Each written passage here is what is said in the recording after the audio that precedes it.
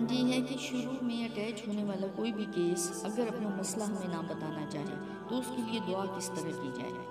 अगर कोई केस अपना मसला बताना नहीं चाहता तो भी हम उसको दुआ उसी प्यार और खालिसपन से करवाएंगे, क्योंकि बेशक हमें उसके मसले का नहीं पता, लेकिन जिस ज़ात बारी ताला के सामने पेश है वो तो दिलों के हाल और दिलों के राज जानने वाला है। उसे हमें कुछ बताने की ज़रूरत नहीं है, वो तो बिन कहे जानता है। हमने तो सिर्फ अपनी पूरी आजिज़ी और बेबसी के एहसास के साथ उसके सामने पेश हो जाना होता है। लेकिन देखा जाए तो वो मसला AHKR को अल्लाह तक ले जाने का ही सबब बन रहा होता है ना।